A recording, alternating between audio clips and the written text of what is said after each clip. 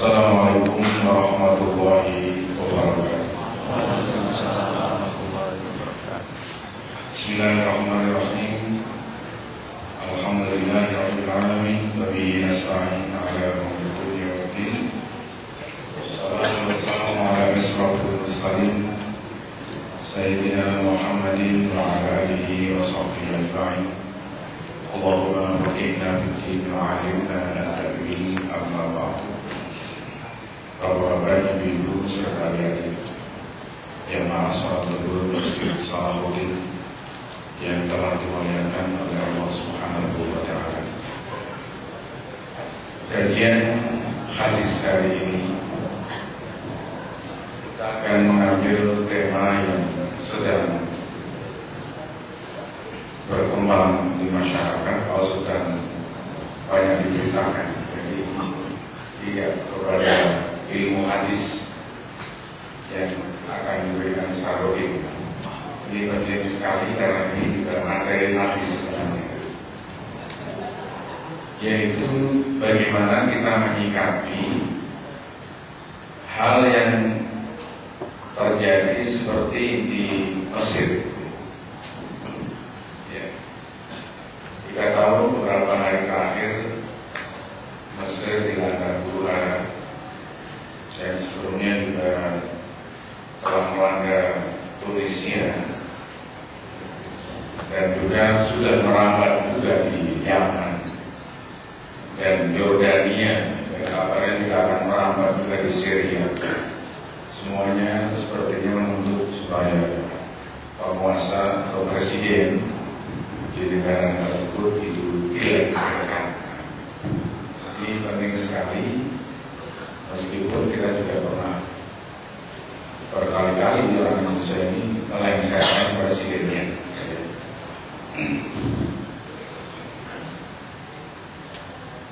Rasulullah SAW memang tidak mengajarkan hal-hal yang bersifat politik praktisnya, tapi mengajarkan bagaimana bermoralitas dalam berperilaku politik. Diajarkan. Al-Quran sendiri banyak ayat-ayat yang berbicara tentang hal yang berkaitan dengan politik. Misalnya surah An-Nisa 159. A'udzubillahi minasyaitonir rajim. Ya ayyuhalladzina amanu atii'ullaha wa atii'ur rasul wa ulil amri minkum. Wahai orang-orang yang beriman, taatlah kamu kepada Allah, taatlah kamu kepada Rasulullah, dan kepada pemimpin-pemimpin kalian. Taat kepada Allah itu mutlak, artinya taat kepada apa yang terdapat dalam Al-Quran. Taat kepada Rasulullah juga sifatnya mutlak, yaitu taat kepada apa yang terdapat dalam hadis-hadis Nabi. Sementara taat kepada penguasa, pemimpin itu hanya atau di luar perintah untuk bermaksiat. Kepada hadis yang menjelaskan la ta'ata fi ma'siyatil khaliq, tidak boleh taat apabila diperintah untuk bermaksiat pada Allah. Jadi taat kepada pemimpin itu bersyarat selama tidak diperintahkan untuk bermaksiat. Hadis juga banyak sekali. Kitab yang saya bawa ini adalah kitab Riyadhus Shalihin. Mungkin banyak dengar nama kitab Riyadhus Shalihin.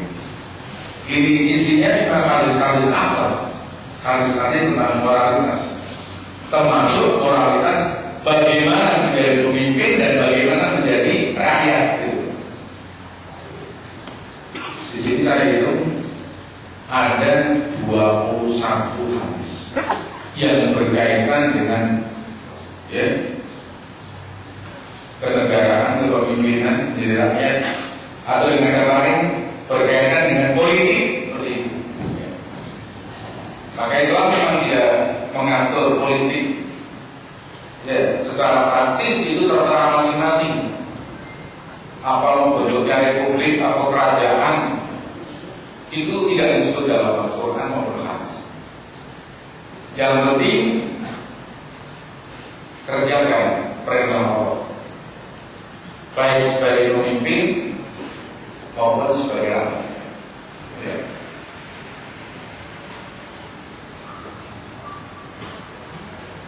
Pemimpin yang dapat menjalankan perintah-perintah Allah itu, apapun namanya ya, itu akan disebut sebagai imam yang adil. Sebutannya itu ada yang namanya imam, ada namanya malik raja, rais presiden, sultan. Ya. Kalau dengan malik ya sama sebenarnya. Kemudian lagi amir, sama itu. Pengertian yang sekarang namanya sultan, amir, raja, malik. Itu kepemimpinan yang berdasarkan keturunan gitu ya. Kalau imam, khalifah, rais, presiden itu tidak berdasarkan keturunan. Imam yang adil itu termasuk makhluk yang langka, pemimpin yang adil. Makanya dalam hadis Nabi yang disebutkan nanti ada 7 makhluk yang mendapatkan perlindungan Allah pada hari kiamat, di mana tidak ada perlindungan kecuali perlindungan Allah. Disebut yang pertama adalah imamun adil, pemimpin yang adil. 7 itu ternyata adalah makhluk-makhluk yang langka semuanya. Imam yang adil, kemudian pemuda yang sangat rajin untuk beribadah, itu makhluk langka itu. Ya.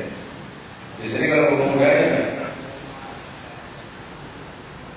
untung-untungan kalau sholatnya masih ya lengkap gitu, sudah menguntungkan. Ini kok sampai tiap malam tahajud misalnya seperti itu. Ini makhluk langka. Kemudian orang yang mendermakan hartanya, tangan kanannya memberikan, tangan kirinya nggak tahu, itu juga makhluk langka itu. Yang banyak tangan kanan memberikan, itu kakinya ya juga tahu, ya. Apalagi tangan kirinya. Lalu apalagi orang yang berada dalam tempat yang sepi, ingat Allah, kemudian ya menangis, ya dia menangis, ingat Allah, ingat dosa-dosanya apa diampuni atau tidak, itu juga makhluk langka. Yang banyak orang menangis tapi rame-rame. Nah itu banyak gitu. Coba jam 3 malam sholat tahajud, zikir kepada Allah, minta ampun, ingat dosa-dosanya semuanya, ya. Kemudian menangis. Nah itu termasuk yang langka. Yang seperti itulah nanti akan mendapatkan perlindungan dari Allah. Nomor satunya tadi adalah pemimpin yang adil. Ya. Jadi Rasulullah perlu tahu bahwa pemimpin adil itu akan sangat sulit didapat. Ya. Tapi Rasulullah dalam berbagai hadis, bahkan tadi ayat Al-Quran mengatakan harus taat kepada pemimpin. Ya. Bahkan dalam suatu hadis, alaikum bis-sam'i wa ta'ah wa in ta'ammara alaikum 'abdun habashi. kamu harus taat kepada pemimpin, meskipun pemimpin kamu adalah seorang budak dari Ethiopia. Itu bahasa seperti itu mengapa diucapkan Rasulullah? Karena pada waktu Nabi itu suatu hal yang sulit terjadi. Pemimpin dari seorang budak, gitu. Tapi kata Rasulullah, kalau yang dipimpin adalah seorang budak yang rambutnya keriting sekali sampai seperti ada anggur kering di kepalanya, angin keritingnya ini. Alaikum bisam'i wa ta'ah. Tetap kamu harus taat kepada pemimpin. Pemimpin, apakah itu presiden, raja, ya mungkin perdana menteri, ya, dan sebagainya. Dalam beberapa hadis, ya, itu tidak boleh dilengsarkan, kecuali, ya, nomor satu, menurut riwayat Imam Al-Bukhari, pemimpin tadi sudah menjalankan perbuatan kekafiran yang jelas. Itu. Atau kedua, menurut riwayat Imam Muslim, pada hadis riwayat Muslim disebutkan, apabila pemimpin sudah tidak mau mengerjakan salat bersama kita, baru boleh dilakukan. Apa yang terjadi di Mesir, saya tidak tahu apakah Muhammad Husni Mubarak itu sudah menjadi orang kafir dengan jelas, atau dia sudah tidak mau sholat bersama umat Islam. Oke, saya tidak tahu persis, ketemu juga belum pernah. Tetapi apabila Muhammad Husni Mubarak atau Presiden Yaman Ali Abdullah Saleh, ya, atau Presiden Tunisia, ya, Zainal Abidin bin Ali, ya, banyak alinya, termasuk saya ada alinya, karena pakai ali-ali. Ya. Kalau mereka masih mau sholat bersama umat Islam, kalau mereka tidak melakukan perbuatan kekafiran yang nyata, menurut hadis tadi tidak boleh dilengsarkan. Mengapa demikian? Karena Islam tidak menghendaki adanya kekacauan hidup. Memberantas kemungkaran, iya, memang diperintahkan oleh Islam. Tapi ada caranya dan ada kode etiknya. Maka jangan sembarangan kita menuduh pembohong dan sebagainya. Kalau dia nggak bohong, kita yang bohong. Sebab tuntunan Rasulullah SAW ini kan betul, memberantas kemungkaran itu dianjurkan, tapi ada tata caranya yang dicontohkan, yang ditunjukkan, yang diajarkan oleh Rasulullah SAW. Apa itu? Dalam hadis riwayat Imam Al-Hakim, hadis yang sahih, Rasulullah bersabda, "Man kana 'indahu nasihatun lidhi sultanin," siapa yang mempunyai nasihat untuk penguasa, nasihat apakah saran, apakah kritik, mungkin bahasa sekarang begitu, apa kata Rasulullah? Fala yukallimhu ala niyatan, jangan dia menyampaikan hal itu secara terbuka. Coba, tuntunan kami seperti itu. Bagaimana hal itu? Fala ya'khudhu biyadihi, tetapi dia ambil tangan pemimpin itu, wal yakhlu bihi, ajak ke tempat yang sepi. Sampaikan, mau dikritik, mau dikecam, mau dicaci, silakan. di tempat yang sepi, gak ada orang. Kalau dia menerima kata Rasulullah, main qabila. Kalau memang dia menerima saat itu, berarti nasihat itu diterima. Selesai. Dia menjalankan nasihat itu. Wa illa, apabila pemimpin tadi tidak mau menerima, faqad adda ma'alaihi, maka orang yang memberikan nasihat tadi sudah melakukan kewajiban yang dibebankan kepadanya. Di akhirat sudah selesai, tidak ada apa-apa. Sudah menjalankan kewajiban, dikerjakan, alhamdulillah. Gak dikerjakan, tapi gak ada tanggung jawab seperti itu. Itu cara Nabi, cara Islam untuk mengkritisi kepala negara. Bukan kita undang para wartawan televisi, oh itu gombal semua itu, itu bukan cara yang dicontohkan, diajarkan oleh Rasulullah SAW. Mengapa saya katakan demikian?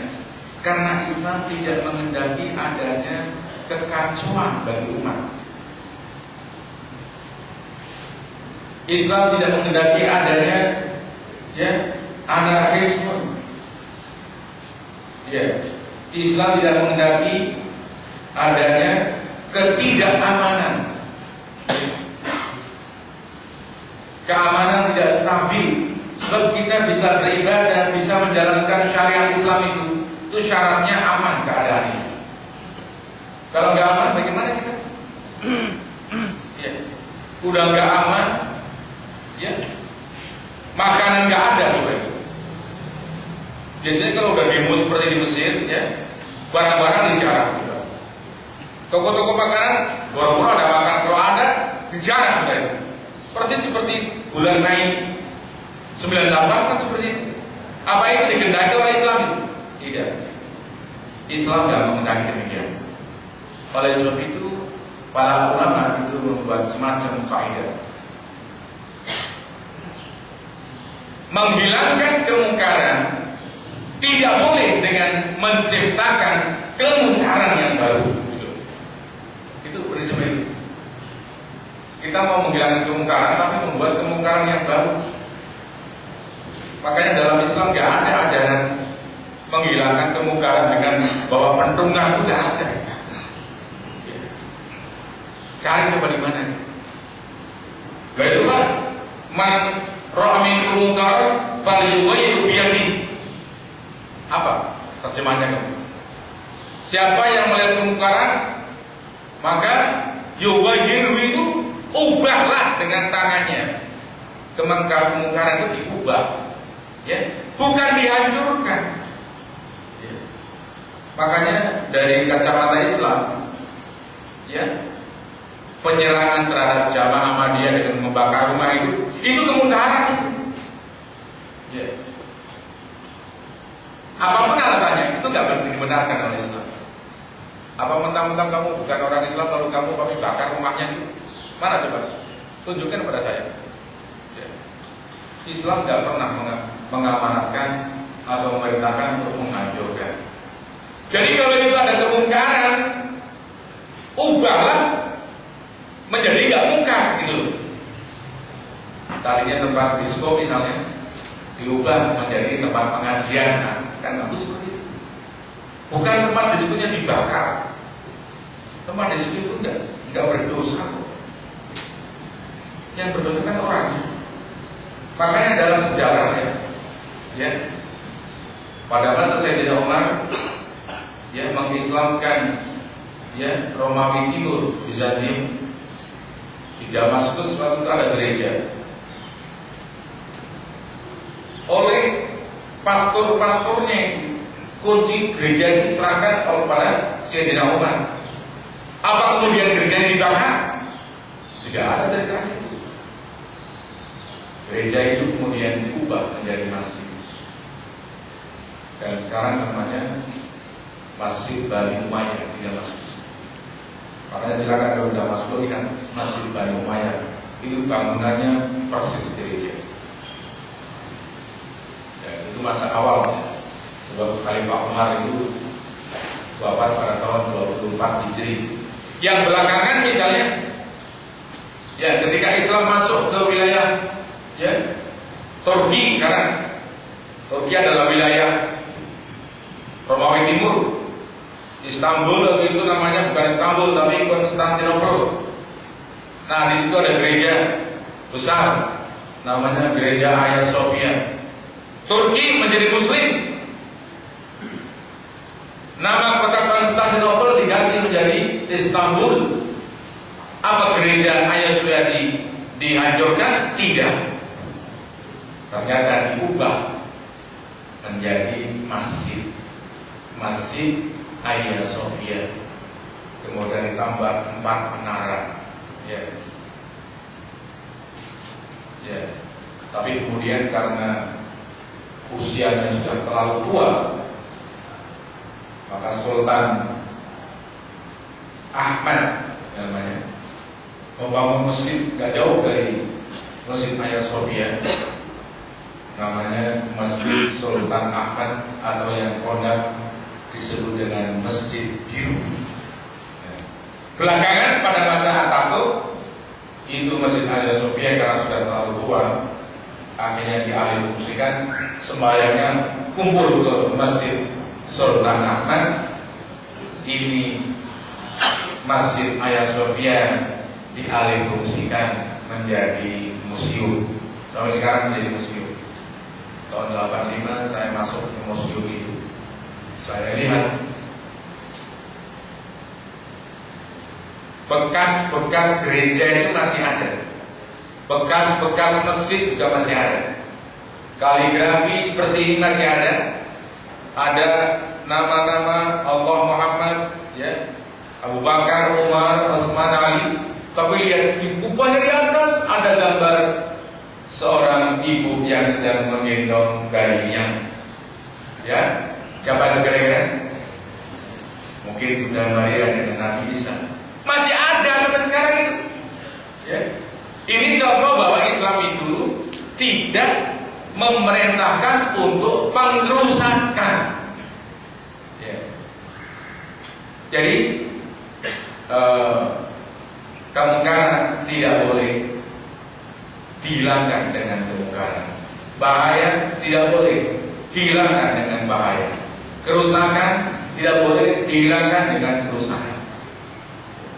Bahkan dalam hadis yang ada dalam Rasul ini, seorang sahabat bernama Salamah bin Yazid Al-Ju'fi bertanya kepada Rasulullah SAW, "Ya Rasulullah, apa yang Anda perintahkan kepada kami apabila suatu saat nanti datang atau ada penguasa mereka minta hak-haknya, fasilitasnya harus kita penuhi, tapi hak-hak kami mereka rampas, tidak diberikan kepada kami.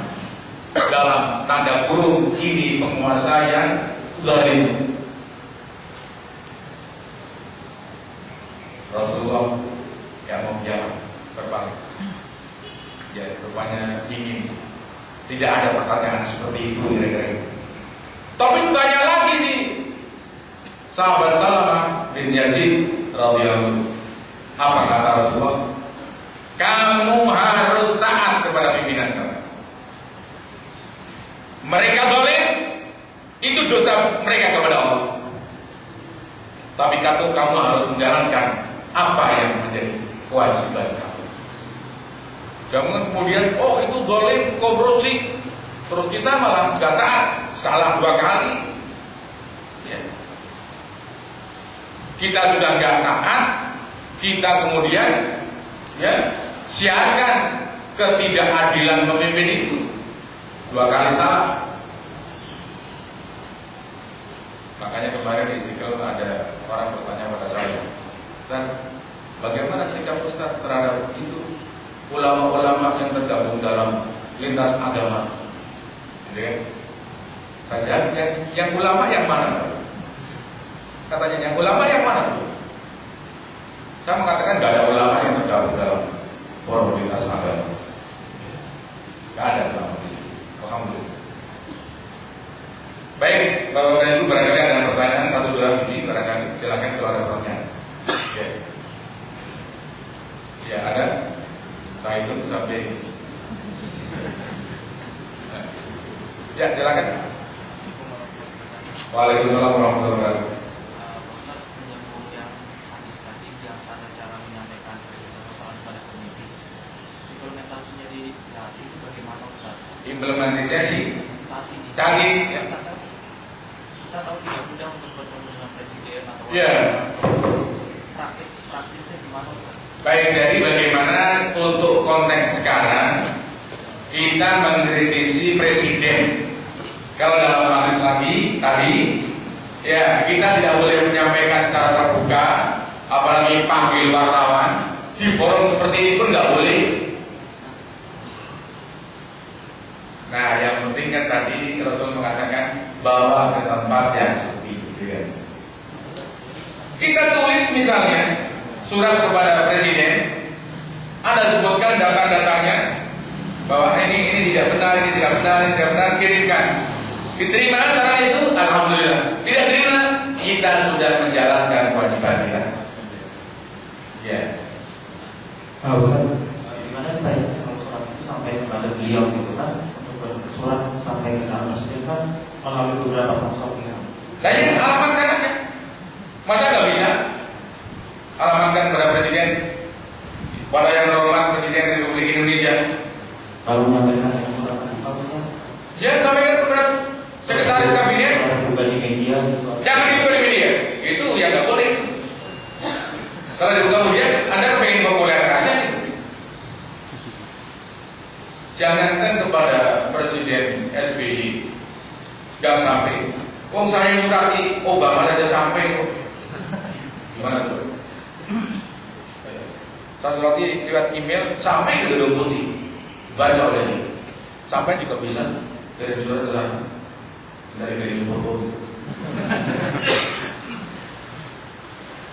Kalau kepingin lebih mantap, Anda minta audiensi kepada presiden. Kalau boleh.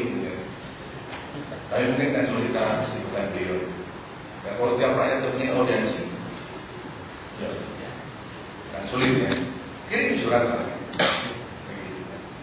Atau suatu kesempatan ada di tempat yang sunyi ngomong berdua, sampaikan. Ya. Kalau ada salah ya. Baik, ada lagi silakan. Ya, sampaikan ya. Masalah. Saya baca di artikel mungkin di media masalah Yusuf Mardowi itu kan ulama Mesir yang pertama ya. Itu saya baca beliau itu menyampaikan suatu mengajukan Rasulullah mundur Yusuf Mardowi. Ya, itu tadi kan juga dipublikasikan Pak. Ini gimana? Terima kasih. Ya, karena Yusuf Mardowi itu meskipun ulama dia adalah orang yang terlibat dalam organisasi politik. Ya. Jadi bisa ada kemudian bahasa yang seperti itu adalah bahasa politik. Makanya sebaiknya ulama itu tidak terbelenggu, tersandera oleh kepentingan politik. Kepentingannya adalah menyampaikan ajaran Islam, titik kita itu. Ya. Maka untuk kondisi Indonesia, ulama yang seperti ini jangan terlibat pada politik praktis. Ya. Yusuf Mardowi itu orang yang muslim. Justru orang yang muslim itu yang selalu menentang pada penguasa. Ya. Kalau menurut hadisnya seperti itu, ya. Tidak boleh kita melengsarkan pemimpin selagi dia masih sembahyang atau selagi dia tidak pernah mengerjakan perbuatan kekafiran yang nyata. Seperti itu hadisnya begitu. Cukup barangkali sudah 3 orang. Harus satu lagi. Baru 2 orang. Silakan Pak ya.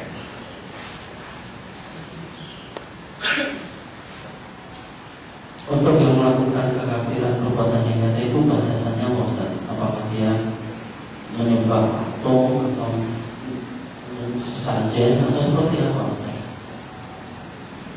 Menyembah patung mungkin ya. Tapi kalau sesajian tidak dapat. Sesajian itu apakah orang dengan sesajian itu mesti kafir? Belum tentu. Ya. Dia berikan sajian dengan niat sedekah kepada ikan, masukkan ke dalam sungai. Oh, yang sedekah pada ikan. Perbuatan itu harus dilihat. Artinya Jadi kekafiran itu perbuatan kekafiran yang nyata. Misalnya menyembah patung seperti itu. Nah, yang penting sekali, tadi saya katakan orang harus taat kepada pemimpin. Bagaimana bukan zalim pun? Ya. Kita punya pemimpin zalim selama 40 tahun. Lebih bagus daripada satu hari tidak ada pemimpin sama sekali. Ya. Dan kata Rasulullah dalam hadis yang diriwayatkan oleh Imam Bukhari Muslim, hadis muttafaq alaih, man kariha min amirihi syai'an falyasbir. Siapa yang tidak suka sedikit saja kepada pemimpin, sedikit itu bukan banyak, maka dia harus bersabar. Fa'innahu man kharaja min as-sultan mata midatan jahiliyah. Karena siapa yang keluar dari ketaatan kepada pemimpin sultan, ya, maka dia mati. Kalau tidak tobat, mati dalam keadaan mati jahiliyah. Maka mereka yang meninggal kemarin tertembak atau apa di Mesir, kalau Husni Mubarak itu masih sholat dan tidak kafir, mereka yang mati gara-gara ingin melancarkan itu matinya mati jahiliyah. Kalau saya tidak mau menyalahkan orang seperti itu, karena mati kafir. Maka dulu kalau Pak Harto itu masih sholat, tidak bisa nggak boleh. Mati orang tembak, nggak boleh disolati, mati kafir soalnya. Kenapa dulu ada pemimpin Islam? Memimpin dulu tadi, orang yang ingin jadi presiden kok udah nggak. Ya kan? Kan orang politik itu. Baik, habisnya mudah-mudahan ada manfaatnya. Kita doa bersama saudara Muhammad. Alhamdulillah rabbil alamin. Allahumma shalli ala sayyidina Muhammad wa ala sayyidina Muhammad. Allahumma faqihhu fid din wa 'alim ta'lim. Allahumma faqihhu fid din 'alim ta'lim. Allahumma faqihhu min al-iman wa zayyinhu fi qulubina wa karih lana al-kufra wa al-fusuq wa al-'isyan wa ja'alna rajulin. Allahumma rabbana atina fid dunya hasanah wa fil akhirati hasanah wa qina adhaban nar. Wa atina min al-nar wa raja'na ila rabbika rabbil alamin. Subhana rabbika rabbil izzati amma yasifun wa salamun 'alal mursalin walhamdulillahi rabbil alamin. Sekian, kita ketemu lagi insyaallah pada awal Maret. Assalamualaikum warahmatullahi wabarakatuh.